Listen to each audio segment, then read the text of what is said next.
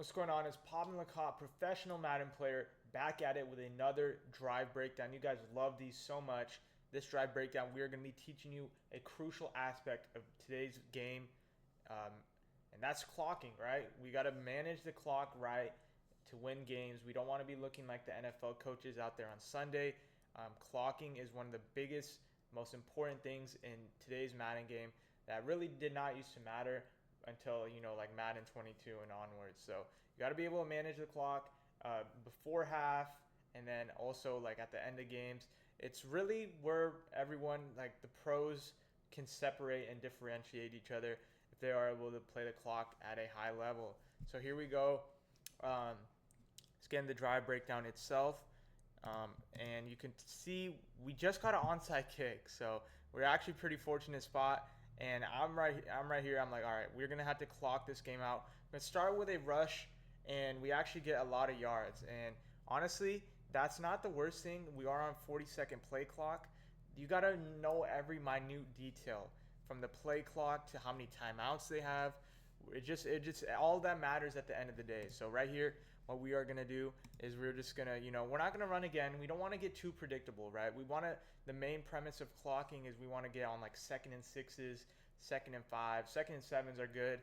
Anything like second and 10 onwards is really not the best ideal scenario. At that point, you're just wasting it down. So we want to at least get some yards, right? And in an ideal world, you could get like a third and one where you have two chances to get it, second and one, right? So we want to put we want like to just attack the underneath route, and this is where pros, like the really elite players in today's game, they're gonna sell out, right? They might do something like, blitz the whole crib, and then maybe just play the underneath routes right here. Playing the underneath routes. So we're gonna have to see what my opponent's gonna do, how he plays his timeouts, how he plays defense. He is in the 6-1 naturally aggressive defense already. So we're gonna have to just see how he's gonna want to play this, right? At this point in the game, I was dotting him up, converting with ease. But this is the hardest drive of every game, right? Players are gonna get more aggressive. In this combo, we're sending out five. It's a little risky combo versus 6-1, but we have like majority of these like what's it called? Small spaces of field to attack. We have options. See right here, one option, we're gonna go with the running back streak. We actually, it's a nice combo with the flat route right here to pull this defender right here. Then we're gonna have a tight end streak to kind of clear out the middle part of the field. We could see that Denzel Ward, his middle linebacker, is manned up. And then right here we have just a simple zig route, right, to attack the flat. If he goes hard flats, then we have a corner route going the top. And if he's in a stock cover 4 at this point, then I'll be able to tell. That's why I have like a flat and a streak right here, and then a tight end streak there as well. So see how it plays out. I feel like this is actually a pretty good play. You want to like call these type of plays in clocking scenarios. I could have possibly hit this corner out, but that would have been a lot of yards. So I'm really just eyeing down this zig route, and kind of a close call, but we do make the catch. And see right there, look at the stat line. Andrew Luck throwing dots all game long.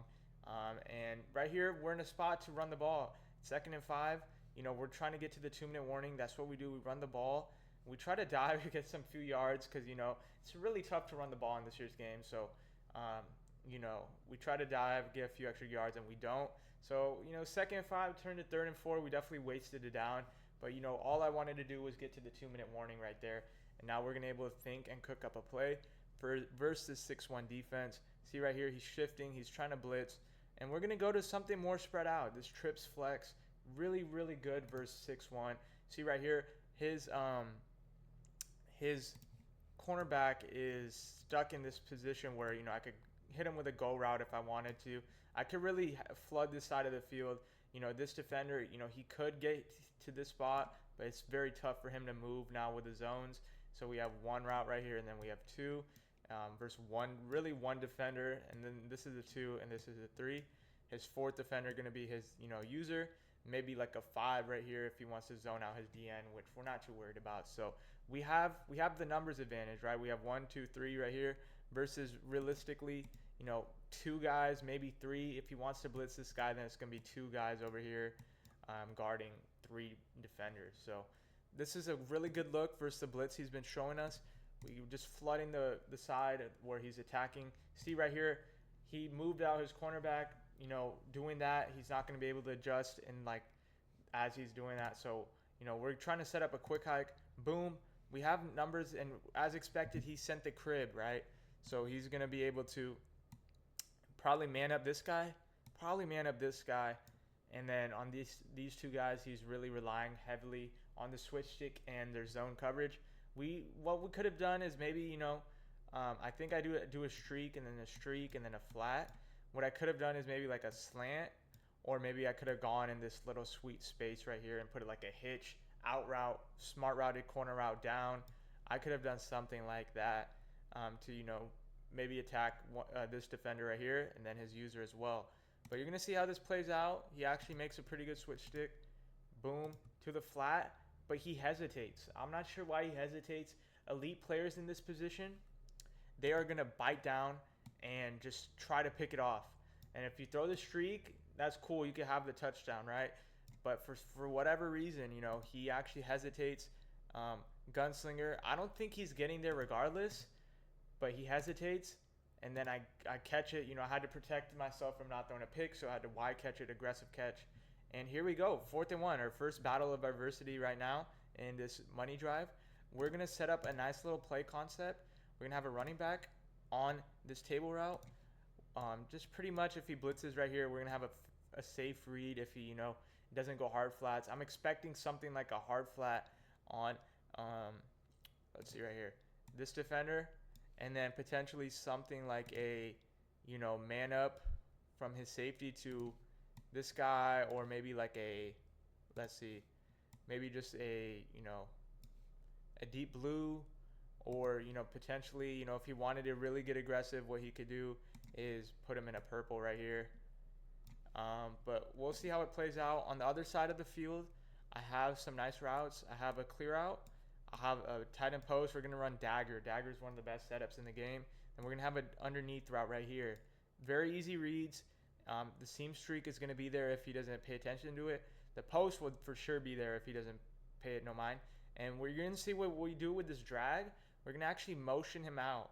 What that's going to do, we're going to motion him out here and motion hike. What that's going to do is, instead of having to be a lot of stress in this 1 to 2 area right here, the high-low, we're going to have this whole little box of space to make a read, rather than having to make a read in this congested part of the field right here, where that's where 6-1 thrives on, rather than the outside. So let's see how it plays out right here. We're going to motion hike it. Like I said, I could have done something better. I could have put this guy like on a smart routed corner route, flat, maybe like a tight end drag, and then maybe, I don't know, that. But I actually like the play I called. He actually goes coverage for once. Very, very odd call. I feel like a lot of Madden is just guessing games, and I'm winning the guessing game right now. We have the tight end post. We have the flat. If he would have blitzed we have the tight end post and we have the drag. If he would have blitzed, would have been able to hit the drag nonetheless, whatever look he gave us. I feel like if you guys wanted a look right here that would have caged me, or bagged me up, would have stopped me, it would have been this. It would have been like right here, blitzing, hard flat right here, maybe like a purple, or man up to this guy. And then what he should have done is put this guy in a vert hook. If he puts this guy in a vert hook and plays the defense he plays with this guy blitzing, I might have been caged. But he actually does not end up doing that, and we are able to convert, as you guys saw already. So we fall down, and right here, this is where I'm thinking, all right, is he going to use his timeout? What's he doing? Actually does not use his timeout, which I don't mind too much. 6-1 is very hard to score in the red zone, but at some point you're going to have to use your timeouts, right? I'm only down by 3, and once more, he doesn't use his timeouts. So I'm not sure what he's doing. He's playing it like an NFL coach would. You got to burn your timeout. I can't believe he didn't at this point in the game. I was looking back and I'm like, did he call timeouts? And then I realized he wasn't calling timeouts. See right here, we do let it go down because at the end of the day, if we either want to score a touchdown or kick a field goal with no time remaining. So we're letting this drip all the way down because, this is still striking distance with the zones and how they're playing now. I do actually let this go down a little too much. I should have maybe called the timeout or came out at a better play. But this is a decent play. What I'm really looking for right here is boom, a clear out, and then I'm trying to hit this corner out underneath the cover 4 zone, cover 3 zone, whatever he might have. I have 2 safe routes right here to throw the ball away if the blitz does come in, or just dump it off, whatever may happen. So you're going to see how this plays out. See right here. We actually might have had that early in the play, but he adjusted. I ran that play earlier on. And then I have this corner out, but the blitz comes in. We get the ball out with Gunslinger. Could have been bad. Could have been, like a throw out a sack pick, but we do get lucky, I guess you could say right there. And 14 seconds left. This spot, it's tough for both players. It's like, what's going to happen? Am I going to, convert and keep it moving? Or is he going to stop me? So what we end up doing is going back to the same formation, gun tight open. I liked what I saw in that last play. I just feel like I need a little bit of time. So we actually do call it a different play, obviously. But you're going to see right here what we end up doing is we're going to motion this running back out. What that's going to do is put 1, 2, 3 routes versus 2 to 3 players. If he wants to blitz, he can. I'll have an underneath route. And we'll see what he ends up doing, obviously. But this is a very nice look. Once more, we're flooding the side where he's blitzing. We have Gunslinger. What we're going to do is we're going to have 2 underneath routes coming across the middle. I love these 2 routes right here. We're going to have, one sec, accidentally meant to pause. But, once more, we have 2 underneath safe routes. You can see the concept. We have a drag and then a little inverted zig going across. We have a streak to throw. If you know you could throw team streaks in this game. We have a speed out, beautiful route. We're just going to read this defender right here. We're going to read what he does. If he plays it out, we're going to go to the corner route. If he switch sticks on, we're going to try to throw this streak. And if there's nothing open, we got a tight end drag, always a safe route, and inverted zig route coming across the middle. It's a great concept in my opinion. And we're reading this guy if he comes in. He doesn't. We do have some time. We have the out route open. Boom. We hit it. And we don't get out of bounds. We have to use our timeout. But 11 seconds. I love this scenario right here. 6-1. It's very hard to move on in the red zone. But he's been running it all game. So it's to our advantage. We know what he wants to do. He likes manning up, these outside linebackers. He likes blitzing. He likes sometimes zoning these dudes out. So that's really what 6-1 is. It's nothing too complicated. You just got to find a way to pick up the blitz and attack this blitzing side with Gunslinger. See right here, we do something weird and unique. We kind of motion over Pitts. What I want to do right here is I want this hitch to pull down any type of, cloud flat zone or, deep third. I want to throw this slant like right in this spot right here. And then I want this tight end post to I could have done double slants, but instead I'm going to put him on a post to like right here. If he runs a cover 2 or even a cover 4, I'm going to be able to split the safeties unless he mans up this guy obviously or mans this guy up. Then we have this running back out route, flat route. Nice little easy read. Just read the defense. That's all you have to do right here. We're going to see what happens. See, I smart route this post up once or twice. I really want to hit it right here if he does give it to us. And he actually blitzes. And he's caught up. Like there's a lot of congestion. He has one guy right here. He has potentially 2 defenders to guard. I just hit the quick flat. I would have had the tight end post open right in this middle space like I was predicting.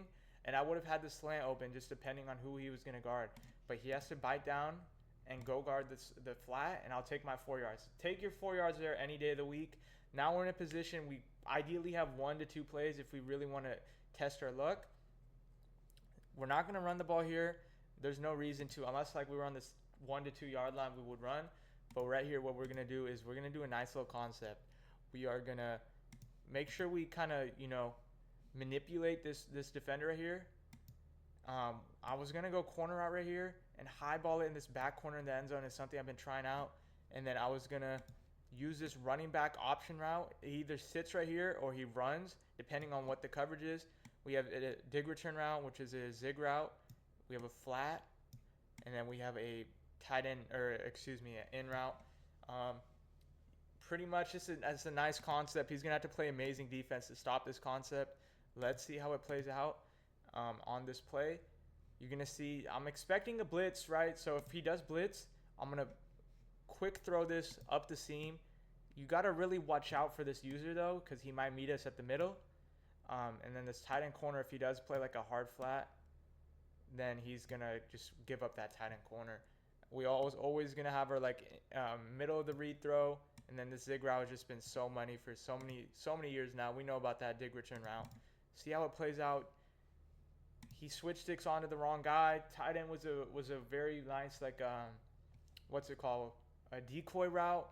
This is gonna be breaking open. This is gonna be breaking open. We have this breaking open.